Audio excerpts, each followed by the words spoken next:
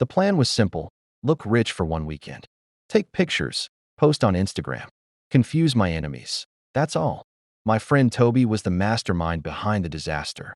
Bro, he said, adjusting fake designer sunglasses he bought from traffic. Rich people survive on confidence. That sentence ruined my life. Toby had somehow convinced a hotel worker to let us enter one of the fanciest hotels in Lagos for content creation.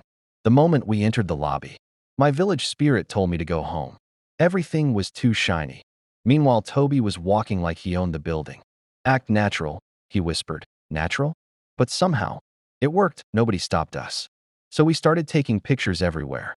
Toby kept shouting things like, "Yes, give me billionaire energy." People were staring. Then suddenly, a woman wearing a black suit approached us. "Good evening, sir," she said politely. "The other guests have arrived." I blinked. "Which guests?" "The investors from Dubai." Before we could explain, she continued, "They're waiting for you in the conference hall." Toby answered immediately, "We're coming." I looked at him in horror. "We?" He smiled nervously. "Bro, just follow the flow." That's how we accidentally entered a billionaire business meeting. Everyone stood up when we entered. One old man even shook my hand firmly. Finally, we've been waiting. At this point, my soul had already left my body. I tried to confess. I really did. But then Toby sat confidently at the table and crossed his legs. So now I had no choice except to continue the madness. The meeting started. One man asked me, "What's your long-term vision for the partnership?" My brain shut down completely. Then somehow my mouth answered, "Growth." The room nodded seriously. Another man smiled.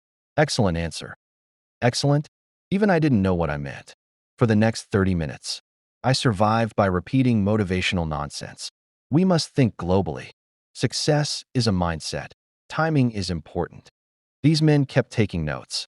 Toby was beside me nodding like a financial expert while secretly Googling business terms under the table. Then disaster struck. One billionaire suddenly asked, "So what company do you represent exactly?" Toby coughed. I drank water unnecessarily. The projector hummed loudly. Then from nowhere, the hotel manager burst into the room looking panicked. "Sir, we found the real investors downstairs." Everybody froze. Slowly, all eyes turned toward us. I stood up immediately.